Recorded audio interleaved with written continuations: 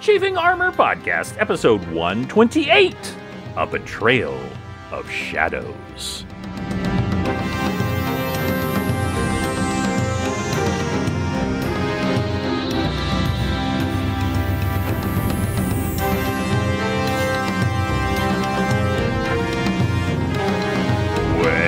Welcome back to the Chafing Armor Podcast. I'm your host and irascible Dungeon Master, Michael Corley. And with me tonight is Lee. Lee, tell us who you will be playing. G'day everybody, my name is Lee and I will be playing Distant Bells, the mysterious, not so mysterious Kenku Rogue. But still with plenty of mystery. Just a little zhoosh of mystery. Just a little soupçon of mystery. That's right. And also with us, less mysterious and more beefy, is Izzy. Izzy, tell us who your character is.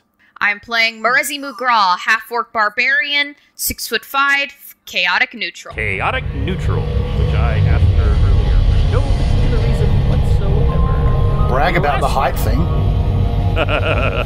Yeah, how tall is Distant Bells? He's like 6'2", right? Subtract maybe a foot. He's 5'2". 5'2". Well, he's teensy. It's hard to be a sneaky rogue if you're 11 feet tall. I mean, he's not exactly as small as some of us, but, you know. My one of those images that lives rent-free in my head is the first cartoon from the 92 X-Men is a sentinel hiding behind a building. He's just like, can't see me, I'm a 50-foot robot hiding behind this building. Doop-de-doo. Anyway, when we last left our characters, they were not being confronted by a giant sentinel. They were being confronted by a giant kraken that had been converted by the illithid Predazus into a kraken mind flayer hybrid. Using the leverage of this hideous creature, this Cthulhu-like monster, he commanded that you would bring him the completed Staff of Seraphim and lay it on top of the oldest tomb in Kalimvor 1 month from that day. And so to save time, you split up the party, which is always a good idea. You should always split up the party. As our intrepid listeners will know, Tix and Athora explored the tombs of Kalimvor, while Penton was teleported along with Thralaleville. Masgate, sorry, my brain does not want to tell the difference between Masgate and Zental Keep. I don't know why. It always wants to put the other one in. To find Audrey 3, who had been teleported there by Thralaleville, then being played by Lee. But the last two have been sent to confront the cult leader who had sent Hummingbird Wingbeats, the sister of Distant Bells, and her party, the Wings of Woe, to kill our adventuring party. Fortunately, they were able to figure out what was going on before Penton had been perforated by too many spears, and now you are about to be teleported there. You, Distant Bells, your sister, Hummingbird Wingbeats, is coming with you, and Marezi is coming with. As he is charging up his spell, ready to teleport you to Zental Keep, he very casually says, any particular location? Inside! Don't make us talk to guards! That's true. How about the Yi Chicken establishment? Yi Chicken it is! I'm banned from there! You are definitely banned from there. We have artwork to prove it. Oh, he says, all right, but it's a delicious establishment with very good support of all creatures. Right? And with that, he puts his hands forward and zap! You're both teleported. All three of you feel that sensation of being zipped out from under your feet, landing in another place. But you do not arrive in Yi Chicken. You are all sitting at a fancy tea room. There is a light coming in through the window like it's, midday, and there are tea things set all around. There's like little cakes and little scones. You are in fact all dressed in fine wear, in like nobleman wear. And you are sitting with several other figures. The person to your immediate left, Marezi, is a gnome. Is a gnome wearing a very fancy vest, and he is helping himself to some buttered scones. I adjust the powdered wig that I find on my head. I love it. Kind of adjust myself in the large amount of skirts that appear to be suddenly in my presence, and I look at this gnome, and I try to whisper. Mm-hmm. Hey, what's up? Yeah, hello there. It's very nice to meet your acquaintance. You are Morezi Mugra, are you not? Yep. I feel like I know you. I'm sorry we have never met in person. Yes, about that. Who are you? I'm so sorry. I'm being terribly, terribly rude. Allow me to introduce myself. My name is Garl Glittergold.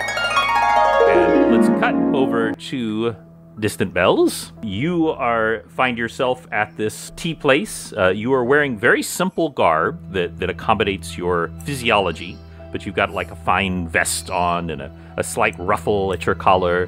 The shirt underneath is also like slightly ruffled up to the tips of your feathered hands. To your right, is sitting a very beautiful drow woman. She is wearing like an ebony silk dress, and she has a red diadem at her forehead. Bells is understandably taken aback by Sure. not appearing where he's supposed to. He reaches instinctively for his weapons and finds them probably missing. So what I want you to know is that all of your equipment is gone. Everything except your daggers are still there. Then, yeah, he instinctively reaches for them and draws them and steps back, and is at a very quizzical noise of, "This is not where we are meant to be." And Morezi, is you adjusting your powdered rig, the only thing of your items that is still with you is over that frilly dress that you have decided you are wearing, which I love. Great role-playing. She looks like Marie Antoinette. Yes, exactly. Let me eat cake. The armband is still on your arm. Got it. Everything else of your equipment is not with you. As you step away, the pale, haughty drow like barely glances an eye towards you, Distant Bells, and she makes like a little typical. Will you please get on with it? We have very little time. She is not talking to you, Distant Bells. She is talking to someone at roughly the head of the table. The table is sort of a vague oblong shape, with two ends. And at the very end, you see a woman dressed very finely, but very simply, in another black dress. But this one is much more elegant and appealing, whereas the other one seems to absorb light. This woman, vaguely human-looking, very red lips, very black hair, and you instantly recognize her, Distant Bells. This is the Raven Queen. Upon seeing her, he immediately sheaths the daggers and inclines his head in reverence, an apology, and tries to find a seat further away from this drow. That is good. Like you feel better the further you are away from her, where you're not like being hurt by her, but it is an unpleasant experience to be near her. And so you sit a little closer. You're actually sitting next to a man who is not a man at all. He is a large lizard person, a lizard folk, and he is just stuffed into a fancy men's coat.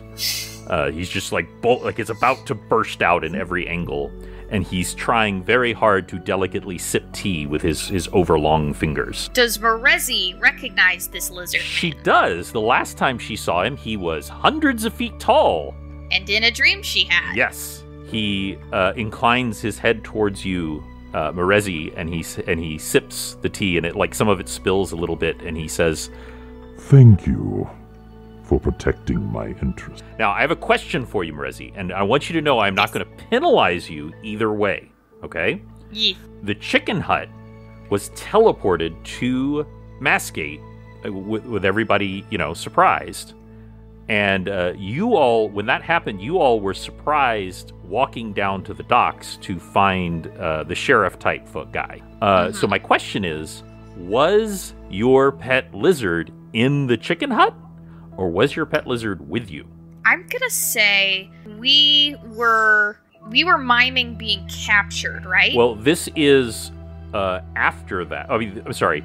Yeah, So y'all were surprised. Yeah, y'all were surprised by the initial attack by the Wings of Woe. I'm gonna say that Marezi keeps Aki on her fairly frequently. So under those circumstances, I would say that's most likely. Therefore, Aki is with you right now. Okay. And unless you wanted to leave her with this family that y'all have been pseudo-staying with, the blacksmiths. No. So we'll just so we confirmed, Aki, you have seen that Aki is very good at taking care of herself. She is not like a familiar the way a normal familiar is, but she understands danger and she understands when and when not to be with you. But she's just sitting there. He holds out his hand, and Aki immediately just scrabbles across the table, knocks out over, all sorts of fine little dinings and little cakes and sort of pastries just spray everywhere. And it comes up to the lizard man, and he once again, except with normal-sized hands, strokes her head. And he says again, "Thank you for protecting my interests." Do I get the lizard back?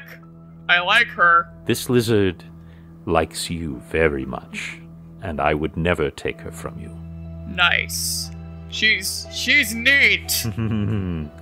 Bells. That's a very genuine expression of deep love.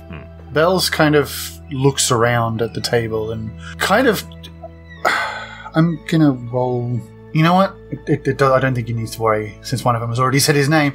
He's kind of gonna look around and realize that he's at a table of gods and goddesses, and he's gonna kind of look sideways at Marezi, and then... Is Hummingbird Wingbeaks here too?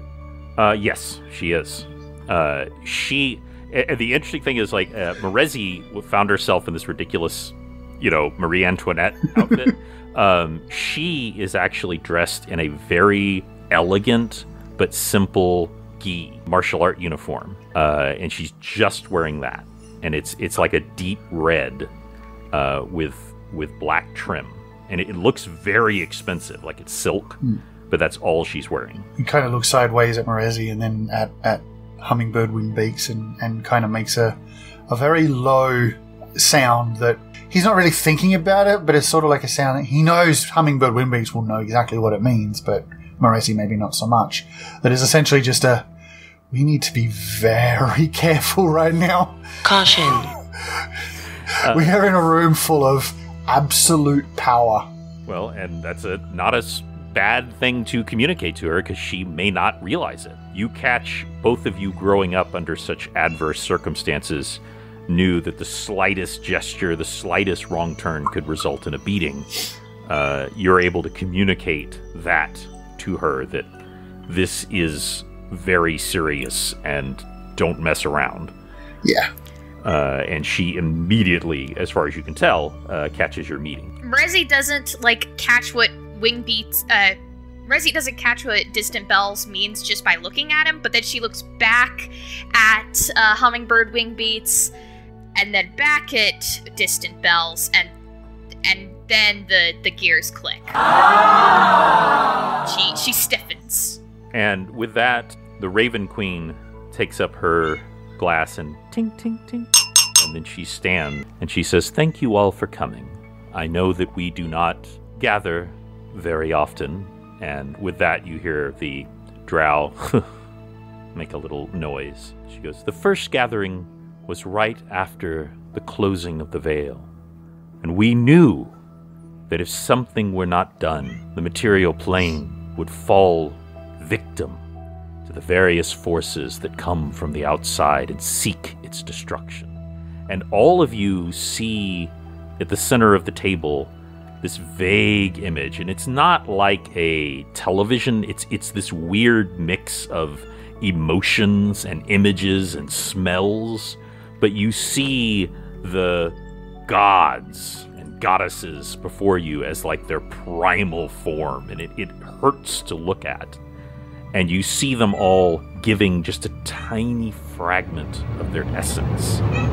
And this blinding light fades.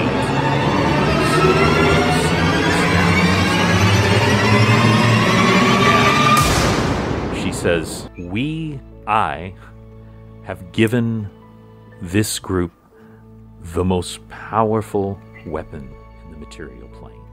And it is their responsibility to stop the nameless adversary that seeks to destroy the balance that we work so hard to maintain.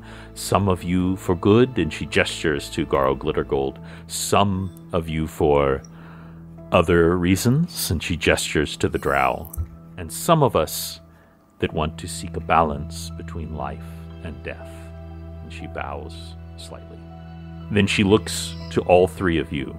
And somehow she does that, where she's looking at all three of you at once. Oh, that's just not okay. No. Yeah. 3 eyeballs. It's very unsettling. It's giving me the Mona Lisa vibes, where no matter where I am, she's always looking at me. Well, it's so strange to be talking to a god, because their nature does not confine to the material plane. And like, even when like she came to visit you, Distant Bells, even that was more constrained than where you are right now. And so literally she just looks at all three of you at once, and you're aware that she's looking at all three of you at once, and it hurts your brain that she's doing it. But like, she didn't, it's one of those things where like, as a god, she can't even tell that she's bothering you by doing that. It's essentially an MC Escher painting. Yeah, exactly.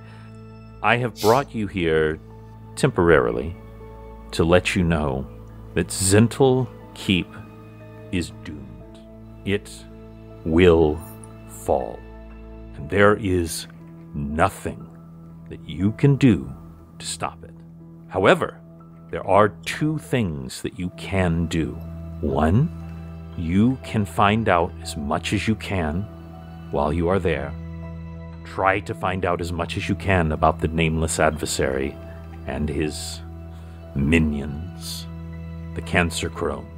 And you have a chance to save 2 innocent lives. Nothing on the material plane happens by chance. You all have the will to change, but everything is interconnected. A thought runs through Distant, just unbidden. He's not even thinking about it. It just runs through his head, where it's like, where were you when she died? It's just a thought that runs through his head, and he's not even thinking about it. Like it's just like a gut reaction of like, where were you when she died? Okay. When you think that, the moment freezes for Merezi and for Hummingbird Wingbeats, and she walks slowly towards you. And she says, "It is not my purview to stop natural death. No matter how horrible, how unjust, and how cruel, it is not my place to stop it.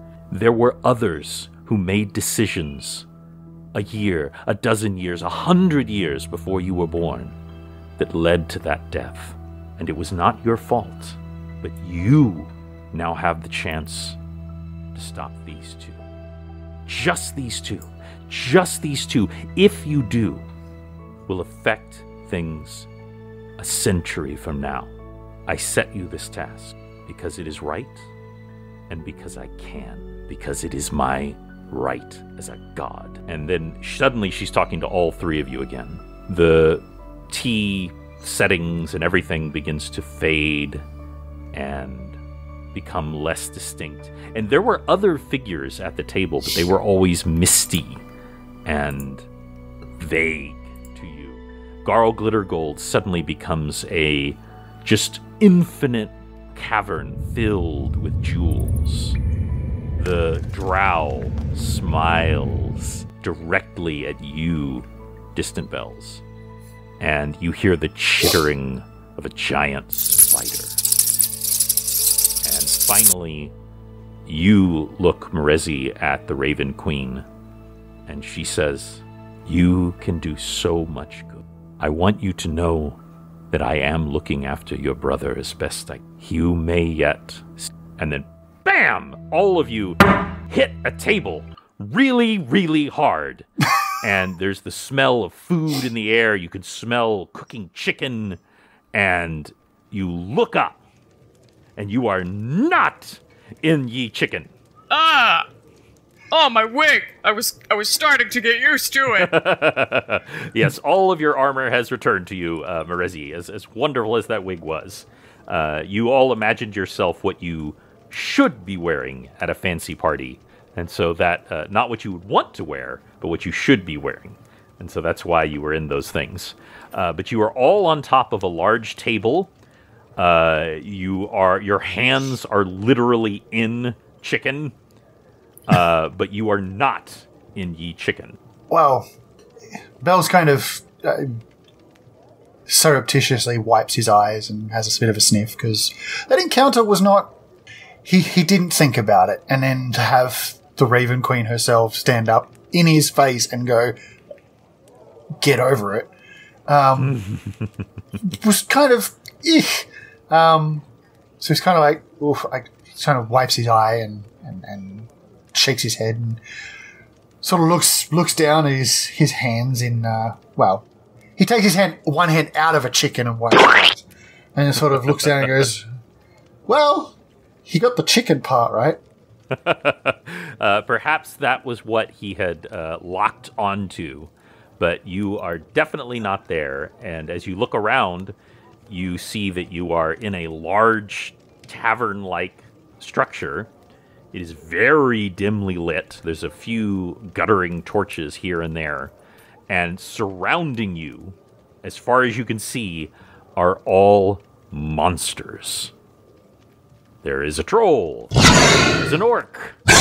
There is a goblin very angrily wiping mashed potatoes off of his face. Clearly one of you, when you fell, had thrown it onto him.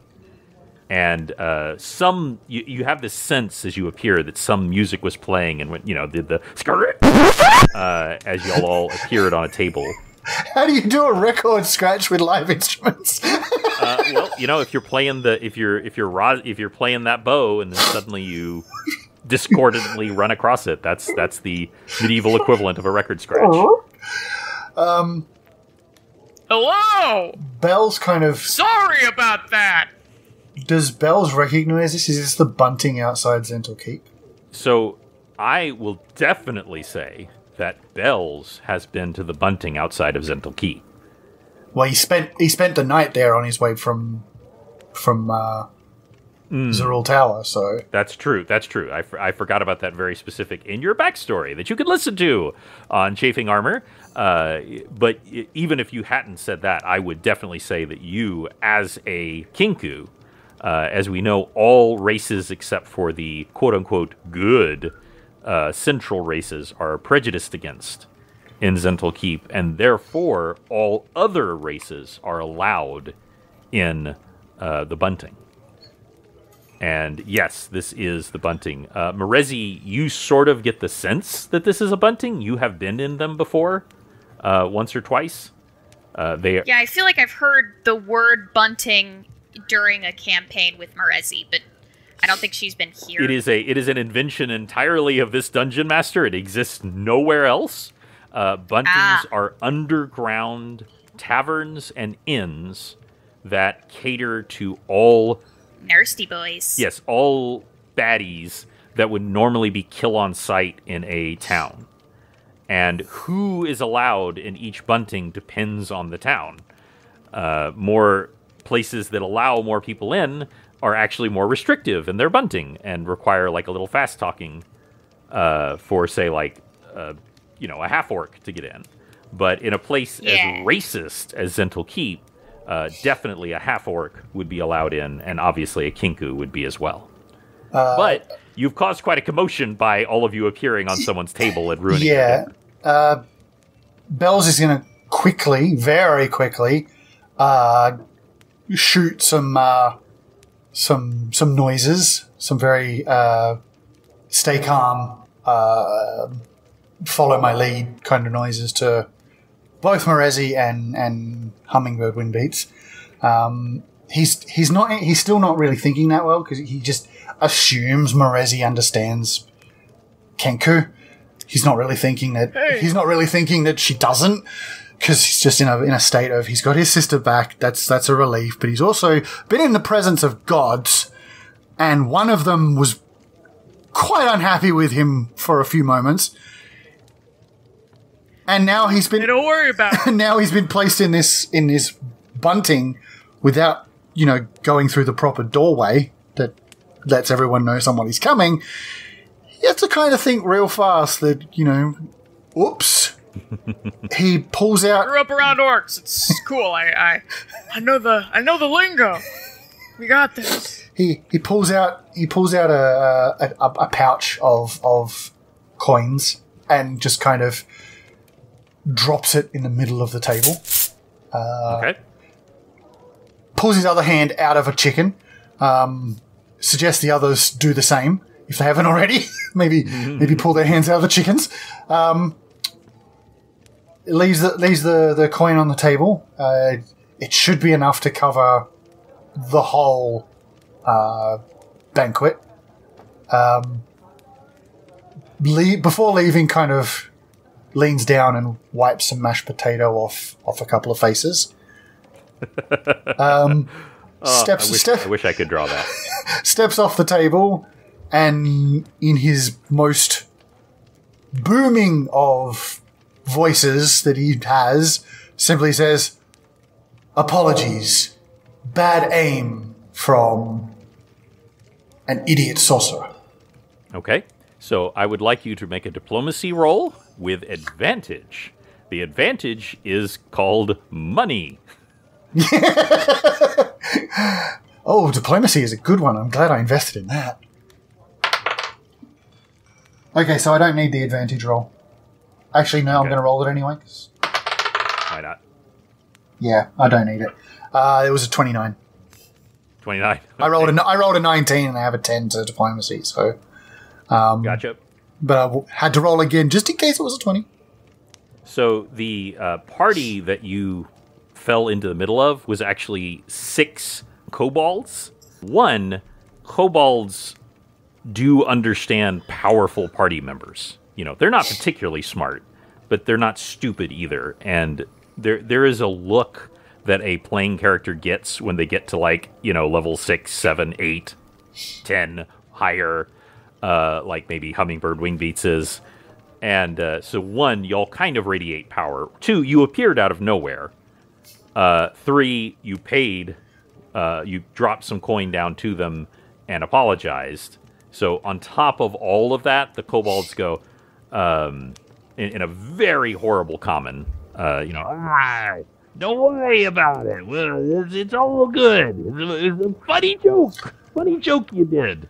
I like it. They're literally the goblins from World of Warcraft. Got it. Hey, how you doing? I'm walking here! That's right. Hey, I'm eating chicken over here. You gotta finish that. That is so in character for Morezi. I love it. Thank you. Have a nice day. And there's a sort of like waiter type goblin. And he looks hideous. Like his nose, and goblins have pretty big noses, is missing. Like almost werewolf type character ripped it off during a fight. Listeners will know exactly who that is. Yeah. And he says, could y'all be a little more careful next time? Come on. Sure. Well, can I get you anything? Mead. All right. Orcish mead, I assume. Yes. Here's a fun fact about Morezi. A lot of her outsides are orcish, but some of her insides, such as blood and, say, the stomach, are much more human. Oh, Osakai was fine. You'll be fine. Well, Osokai, when you picked up his dead body stank of orcish mead. a smell that Marezi very much recognized from her upbringing. So I would like you to make a fortitude saving throw, Marezi. Yeah. But you do not have to. That's a nat 20. Nat 20. So this is one of those things where it's nurture versus nature. Even though your guts inside are a little more human, you grew up. I was born of it. That you have been drinking orcish mead since you were old enough to walk. In fact, you're probably even before then. Probably it's one of the things your mom gave you as a child. Just to kind of further ease the situation, as Marezi starts sort of knocking this orcish mead back, Bells kind of leans into the table with the kobolds and starts pounding on the desk. Skull, skull, skull, skull, skull, skull. Skull? Yep. Like Okay. skull, like skull, like Australia thing? like skull, like drink, drink, drink, drink, drink, drink. Okay, that must be an Australia slang. Yes. Chug, chug, chug, chug, Yeah. chug.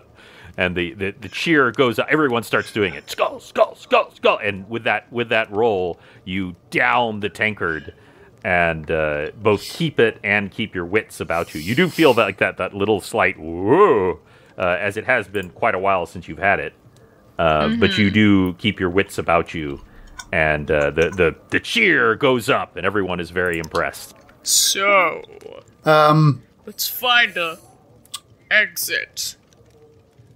Yeah, Bells immediately just goes, just follow me. I know the way out. I lived here for a little while.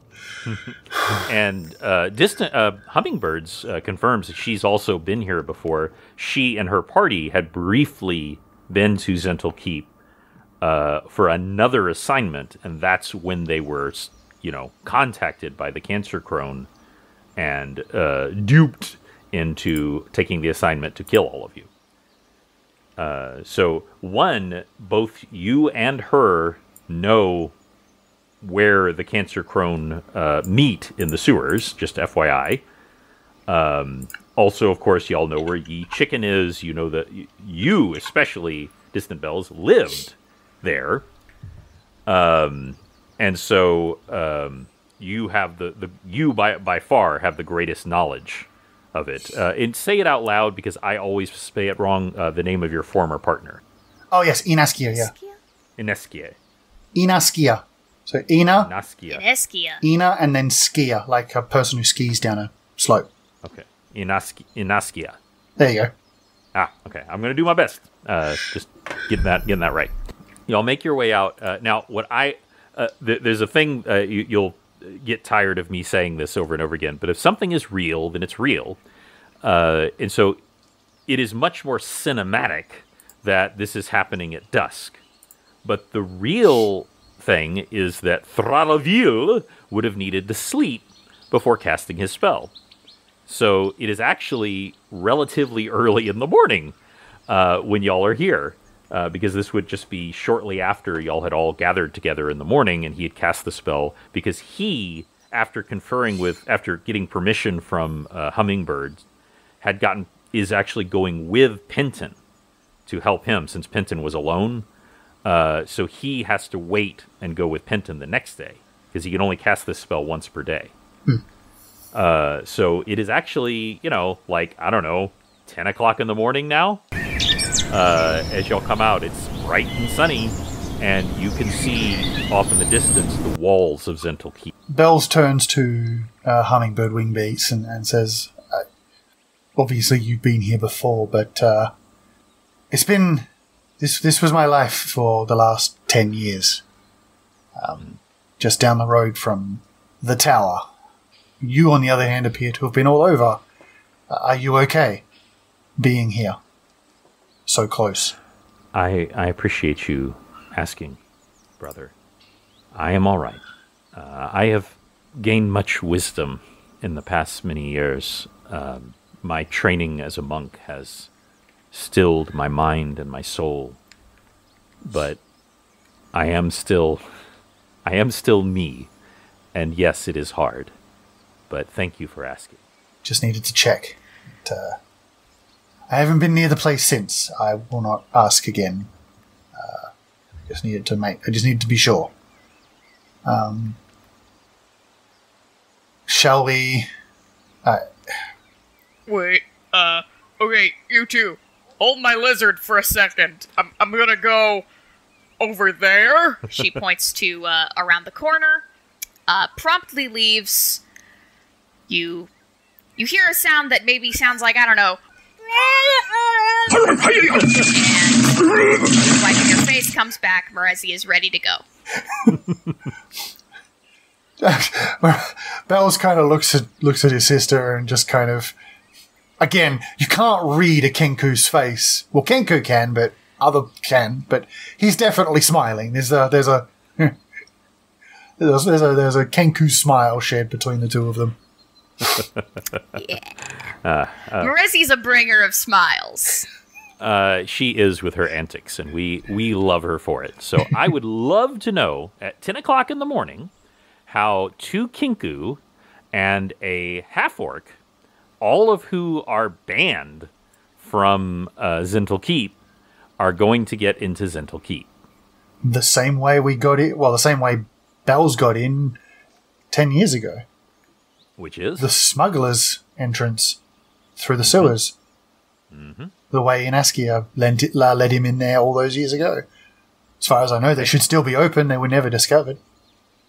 As far as you know. So as you get closer, when I say y'all could see it, it's quite a ways away. But y'all could see, since it's a little up on the hill, being built on a defensible position. As you get closer, one of the things you notice is that the walls have changed. And I don't mean since the whole time you've been there, I mean since y'all were last here. These walls have been fortified. Definitely. I mean, it is a former military base that has been converted into a town, but these walls have been heavily fortified, and even more, there are stone pillars at regular intervals that have been set next to the walls. You don't need to be, Penton to know that they likely have some arcane use, because they don't appear to be useful as far as defense. Now, I am not saying that you are now barred from entry. I just want to give you the lay of the land before you go in. No, that's fair. I mean, Bells kind of looks to Merezi and sort of like he's no siege master. He's no infantryman. He's like, either they're expecting some serious trouble, or something's going down inside, and they don't want people getting out. One of the two. Alright. You lead the way, and I'll try to be quiet. As your scale mail chinks. Bells can't help but chuckle. And my 2 knives, 1 halberd, 1 short bow, and bolo all sort of clatter. Yep. The funny thing is, though, this isn't like a pure function like you now have a certain bonus, but that next level you took in Ranger, and it's you drawing upon the memories of the time that you spent with Osokai, you are quieter. You find that you are thinking of things the way Osokai did when he moved through the woods. And, Osokai had a lot of equipment, too. Osokai would have taught her how to use webbing correctly. Like basically hairnets. Woven hairnets on his equipment to kind of keep it from moving around that much. As well as disguise things like bright, shiny metal from catching sunlight, which can distract or even catch the interest of your prey that you're trying to, say, hunt down. So he would have given her things like tips like that, and then those would be most likely slowly coming back. And being a trap maker, she could make some really good webbing. That is true. Very true. Very true. I would like, as y'all are approaching, Merezi, I would like you to roll your... do you have a professional skill? I'm trying to remember your trap making... craft. Your craft. Yes, I would like you to roll your craft skill. Oh, dice on the floor. And of course, Distant Bells, I would like you to roll to is the correct Trap finding.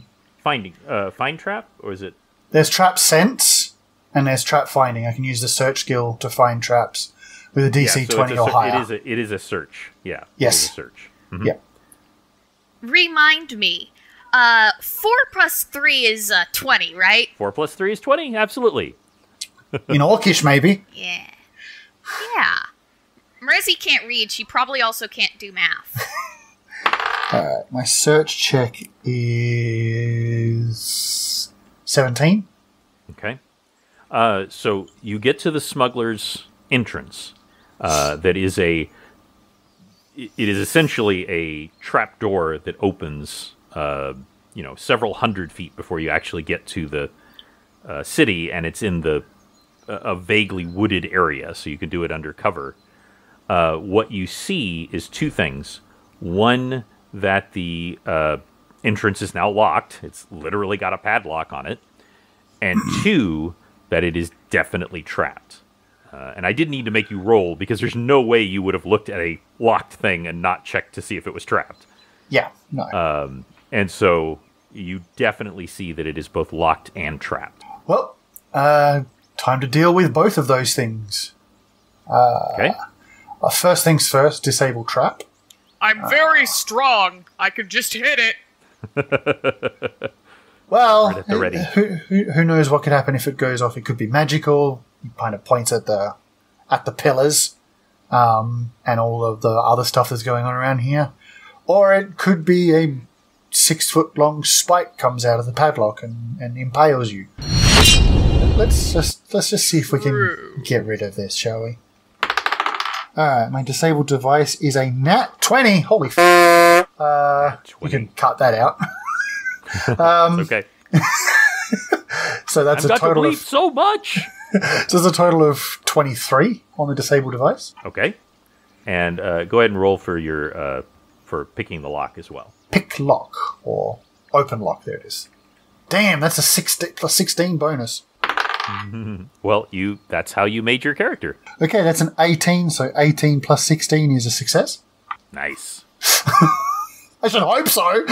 Well, this is a nice moment where the first thing that your sister truly gets to see you do, like outside of just like regular combat, is you kind of use your feathery fingers to kind of lightly brush the area, and your fingers delicately work with your tools, and there's a ping, and you see these just very unpleasant-looking needle just on either side of the lock.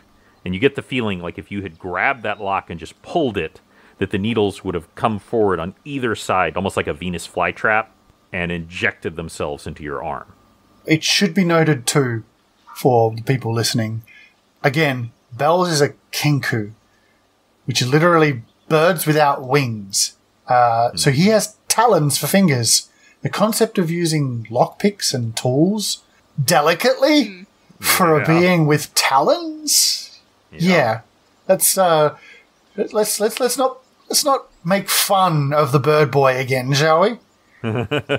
It's very impressive, and you disable that trap, and you kind of indicate to the others, where it is, so that they don't step on it or activate it or anything like that. Mm-hmm. And then just a few more clicks. There's that tick, tick, tick, tick, tick, tick, and then bing, and then the lock just gently opens. It's I also had a big, heavy padlock.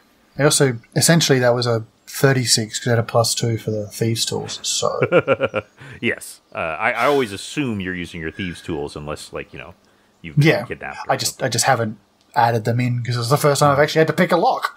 Yeah. Well, the truth is, I haven't run a very trap-heavy campaign. There isn't a particular reason for that. Well, it's mostly because y'all haven't really gone into dungeons as much, and so I haven't had as many traps. But anyway, all that aside, you're able to open this trap door, and the lovely smell of the sewer comes. Smells like my childhood. Bella kind of looks at Marezi and goes, "Mine too." Please reconfirm for me and the listeners what y'all's dark vision or low light vision is. I have dark I vision. definitely have it. I think half-orcs have that, right? Orcs have the Low light, I think. low light vision. Yeah, you need Yeah, dark sunlight. or low light. My character sheet says dark vision. I'm not sure. 60 feet. Okay. I might have just wrote dark vision, but Well, technically, Kenku don't have it, but Bells has something special, so... Okay. So you do have dark vision? Yes, I do. Okay. Which is the ability to see in total darkness. Yes. Just so we are clear. It is Orcs black and see- white vision, there's no colour. Yes.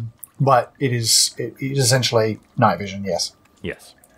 Which obviously... Well, that's the thing. You said he has something special. Yes. Does that imply that Hummingbird does not? Hummingbird probably does not, no. Yeah, okay. So she does not have... However, when y'all... Oh, and let me ask, who is going first? I probably would let. Bells suggests he go first. Mm-hmm. Hummingbird follows.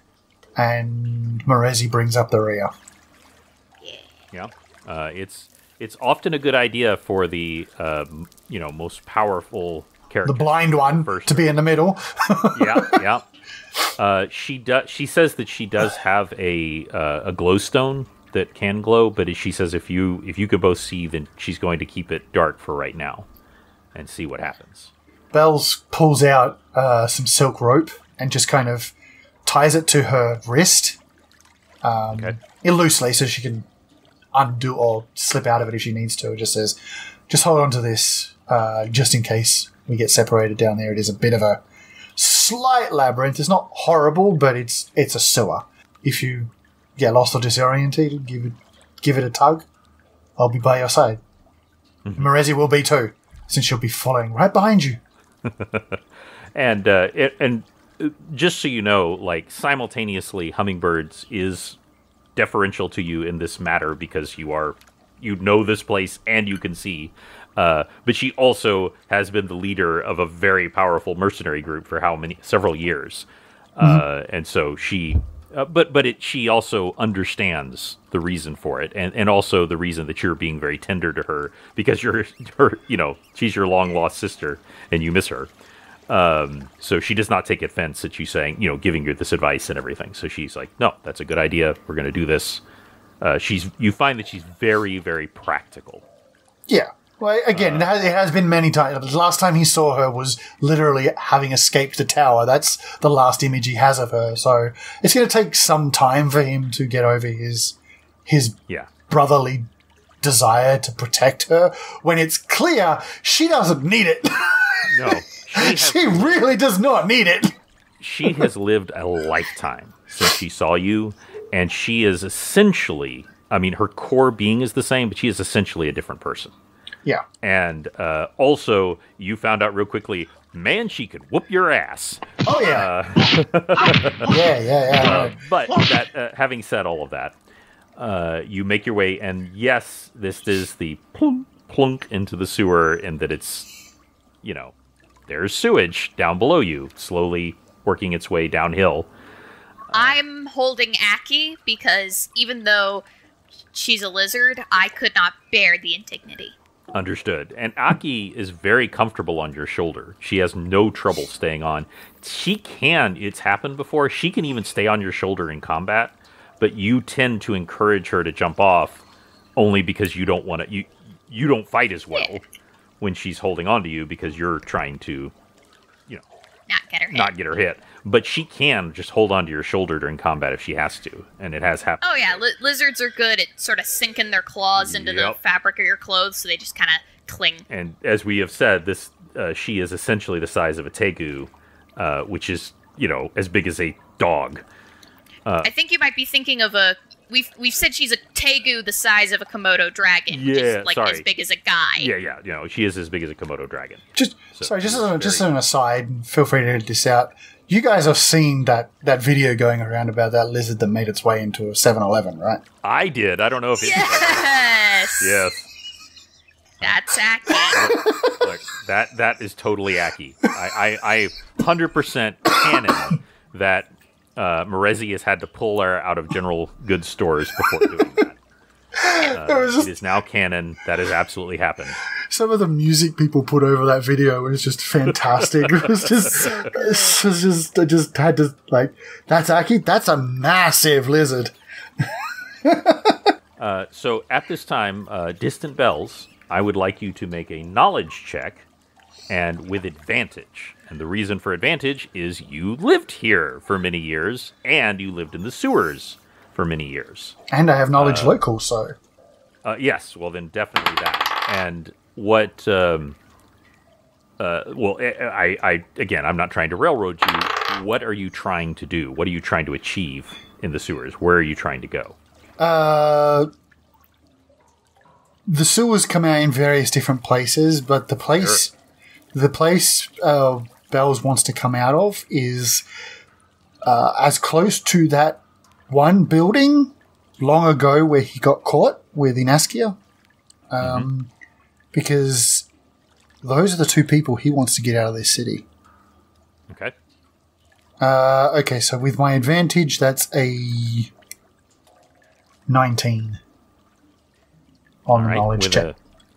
With a 19, you make your way through. There's a couple of moments where you have to like kind of pause for a second. Things have just changed subtly. It's not so much obviously like the sewers haven't changed, but like there's a few grates that weren't there before that kind of throw you off. But you're able to kind of get your sense again. You stop a couple of moments.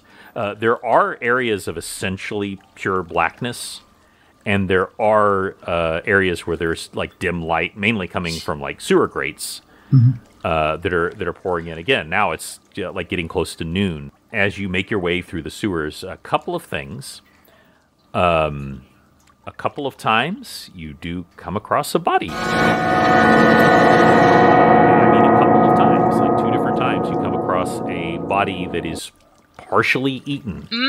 I mean, it is the sewers. The rats are going to have a feast anyway. Yeah. Does it look like rats? That's a great question. Give me a survival check, Morezi. That's a... Where are my skills? Then again, we do have a bunting down the road, so it could be anything. It's true. 16. 16. With a 16, rats have absolutely been at this body, at both of the bodies. But 2 things. One, something bigger has been at it.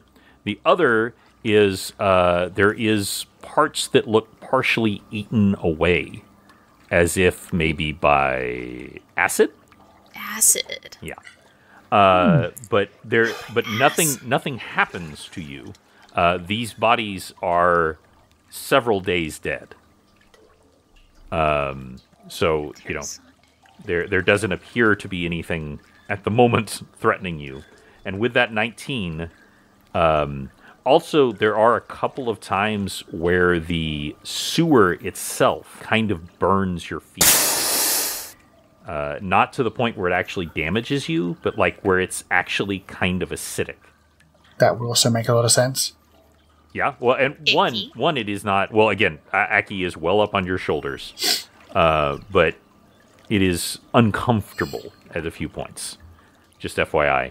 And that's when you come to the sewer grate, where you had your score. It does come out into basically an alley that is, you know, partially protected from the main thoroughfare. Bell's kind of, before he goes up, he's kind of like, the Raven Queen said we could save 2 people. There are 2 people in this building outside that I believe should be removed from this town. In a good way. He says removed because he's not... He doesn't want to say rescued. Sucky town. Yeah, town sucks. Yeah, I made a friend here once, but I don't think he lives here anymore. I don't know anybody else. He didn't there was that little noodly guy. Didn't we meet him at Raven at Gentle Keep? Oh, you mean Kiris? Yeah, you mean the straw-haired? Yes, was that Gentle Keep? That's okay. It's been forever. That was actually Maskate. And okay, I want you to know that Penton asked after him when he went to Maskate. Yeah, Morezi Rezi has made 0 friends in Zental Keep. She's just here because because it's her party. She has no stake in this. Yeah. Let's do it. So we don't, as far as I know, none of us have any friends here in Zental Keep, being who we are and where we came from. I mean, Morezi's a foreigner from across the Sand Swallow Sea, and Bells is a Kenku. And so is Hummingbird Wingbeats, but I doubt she has friends here too. Or they will sort of look to her and go, is there anybody here that we should be looking for? I have my ideas, but obviously, Hummingbird shakes her head, says, I can think of no one. And he kind of puts on a stern voice. He's like, this is going back to a part of my life I'm not proud of. It made me who I am today, but at the same time, it's not something I'm very pleased about. But these two are important to me, and I believe I owe it to them for what I did to get them out of this town if things go as badly as the gods say they will. Honor is important. Let's do it. He warns the both of them that one of them is a child. I'll have to remember not to swear. She may be a couple years older now. I don't actually know how long it's been since Bells was in Zental Keep before. Like 6 months, maybe? Yeah, 6 months is a really good... it's because of the incredible amount of traveling that y'all have done. Yeah. It's been about 6 months. So it's not exactly a long time. So she's still a child, and the mother is, I believe, a half-elf? So the mother is a half-elf. You are 100% correct. Yeah. Yes. And okay, so... I apologize. The mother is a elf. Right, yes. Osphilor. That's her, yes. And the child's name was Petnyek. Yes. Or Pet. Pet was her nickname. It was Peck, yes. So, bird friend, Bell's man, what do you... How do you know them?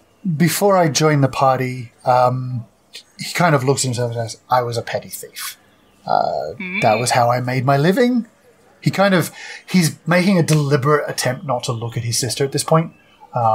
She's obviously seen him pick a lock and bust a trap, but he's still very ashamed of his thief past as a petty thief, especially in front of his sister, who has clearly made way more of herself than he has. So he's kind of making it very, very... He's not even trying to hide the fact that he's doing his best not to look at her in any way, shape, or form while he's saying this, because he doesn't want the judgmental look.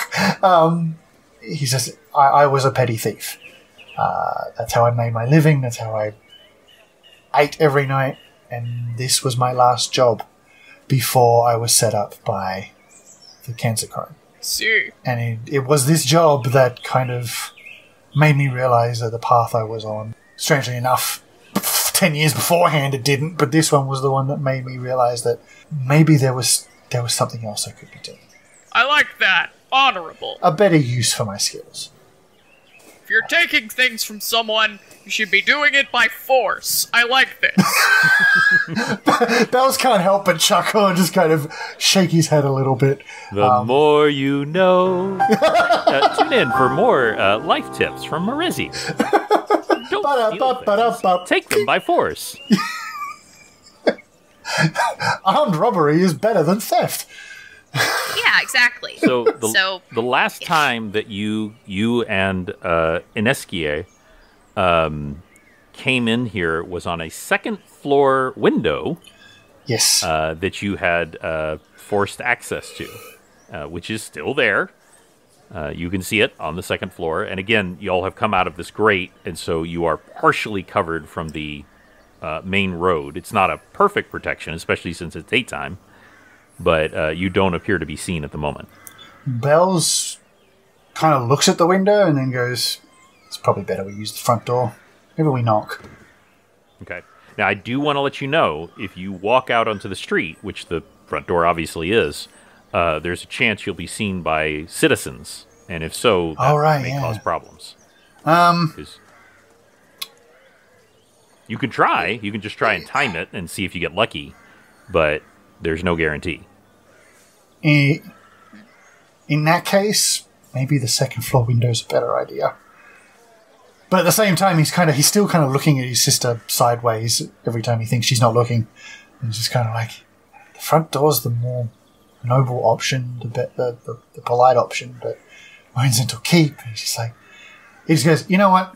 This is who I am. This is what I am. He just kind of nods to Morezi, nods to Hummingbird Wingbeats, and just jumps up to the window. Uses the alleyway to do that Jackie Chan tick tick tick tick up to the window and then in through. Morezi, I would like you to give me a climb roll, please. Got it. Please tell me I put ranks in this. 15. 15? That is more than enough for climbing to a second-story window with little places to hold on to. Fairly short Hummingbird Wingbeats will just, levitate. Being a level 20 monk, she can just do that. Don't be ridiculous. She's only level 15. You very stealthily and skillfully climb up, making almost no noise. Morezi very competently and, does that, where she's, just using her strength to pull herself up. He just does a chin up. And it seems like Hummingbird is just, it's like she doesn't weigh anything. When she climbs, it's just effortlessly as she just scales up to the top. Bells is still kind of like, he watches this and he can't help it. His jaw just kind of drops. He's like, and he her skill. I did have her roll, by the way, because even a level 15 monk. You're going to have to teach me that, sis. She laughs and says, I'd be happy to. And you go to look at you're having some major feels now, as this was the beginning of that adventure when you went to pick this lock. Before anything else, he kind of looks in the window and wants to see if there's anybody in there. Okay. You look inside and you cannot see anyone in the hallway. He's going to knock on the window. Okay. You knock on the window. Nothing. He kind of sighs heavily. It's just like, I tried, and he just opens the window, steps inside. Okay. And stands in front of that secret doorway that was there. That's right. I'm glad you remembered that. Give me a spot check, please. Okay, that's a 25. 25. With a 25, first of all, this lock is broken. Oh. And not by you. That was months and months ago.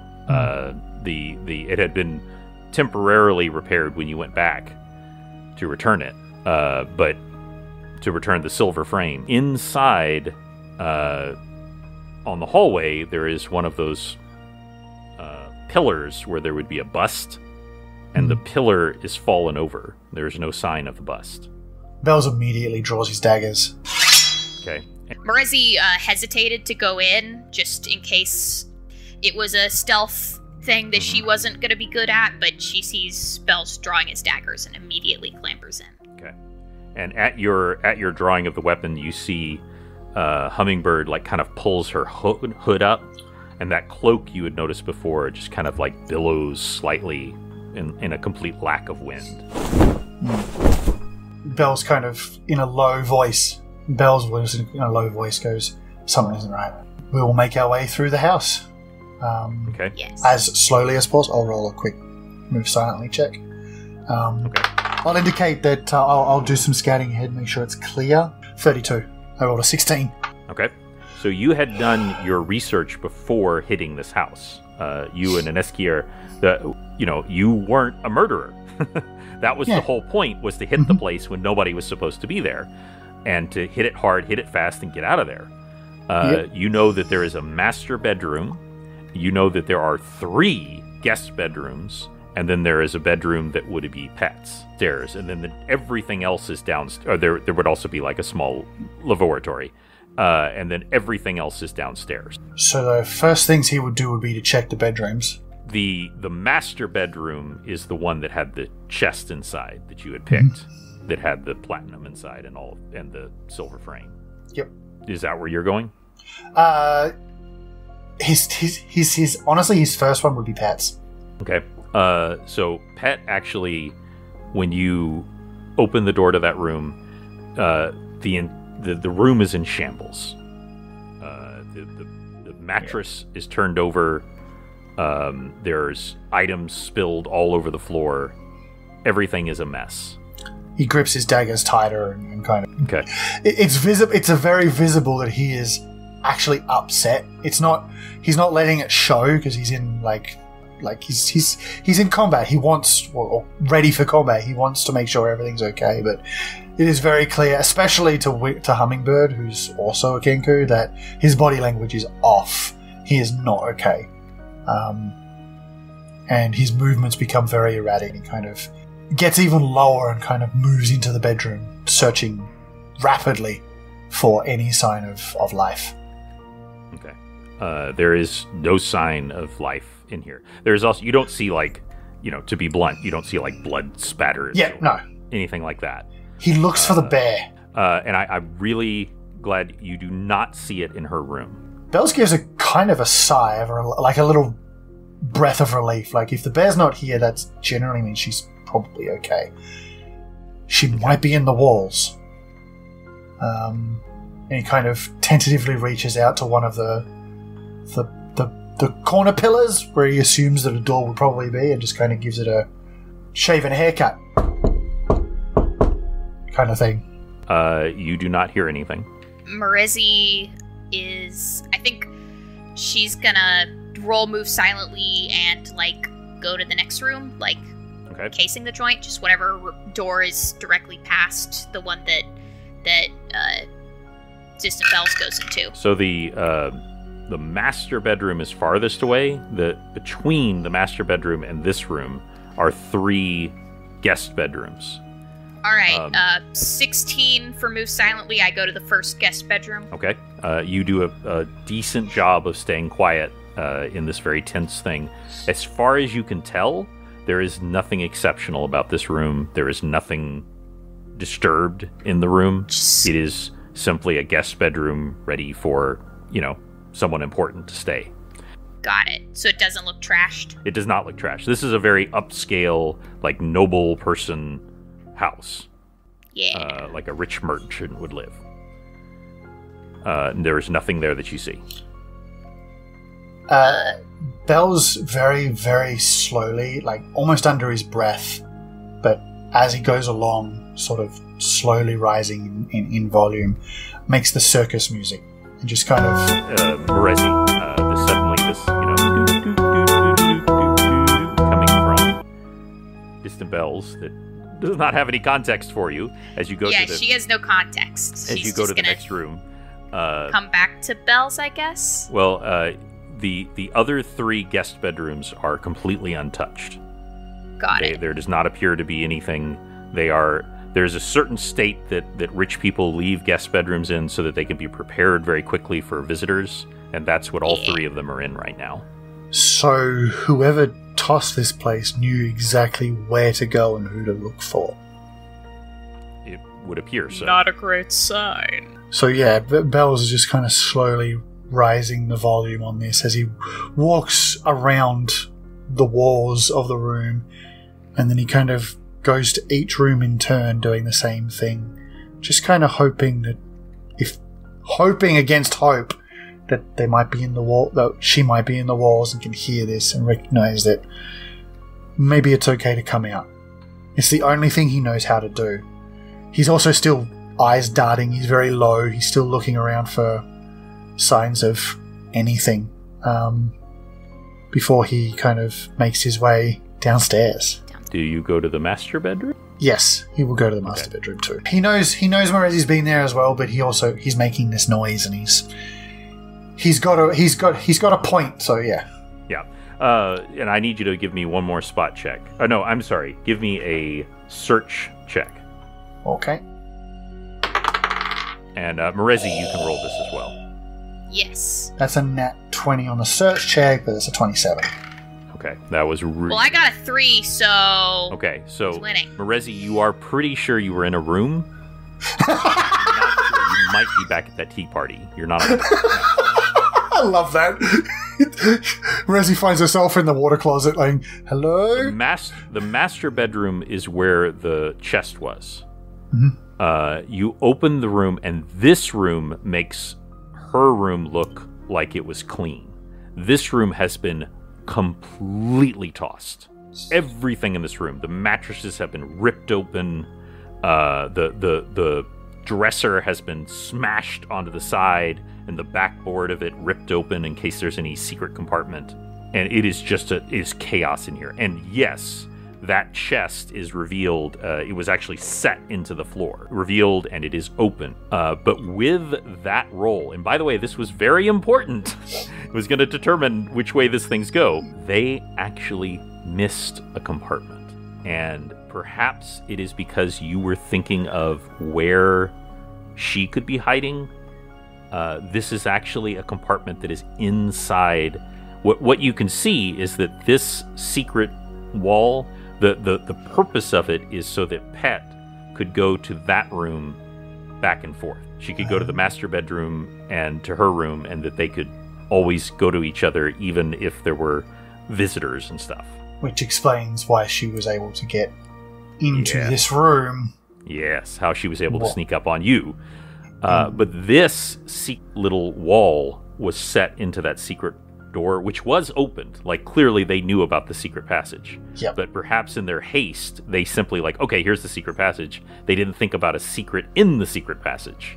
Mm-hmm. And you click, and the little thing just springs open. And there are everything else of value is... and by the way, I am going to tell you one other thing about your search that was successful, but I'm going to hold off on that for a second.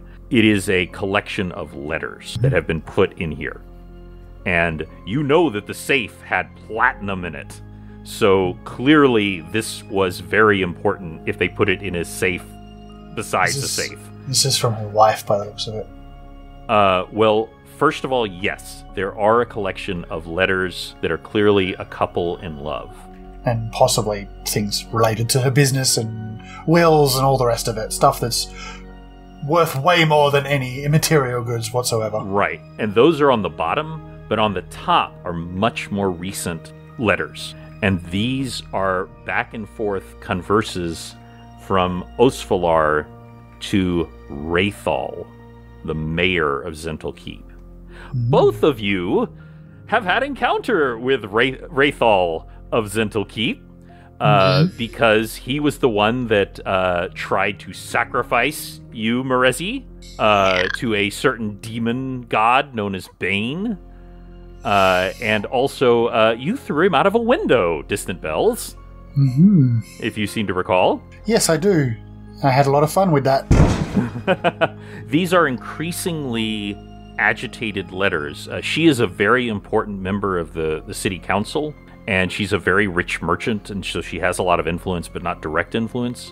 Mm-hmm. And she is writing increasing concern about things that are happening in the city. Disappearances, strange happenings, this cancer crone getting more and more influence in the city, and she keeps coming back to strange things happening and coming and going from the... Mm-hmm. And that is and his tone is just placating. Is like, don't worry about it. I've got it all under control. My new security measures is going to keep us safe. Everything is fine. Everything is fine. Everything is fine. Interesting. And the last letter from him is, I will show you that the sewers are safe. That is how the letter ends. Uh-oh. And one other thing that you definitely found when you perfectly searched this room is you found the severed head of that owlbear doll. And that's where we'll end! Chafing Armor, episode 128. Thank you both for playing. Thank you. Thank you. Until next time, we will roll with you soon.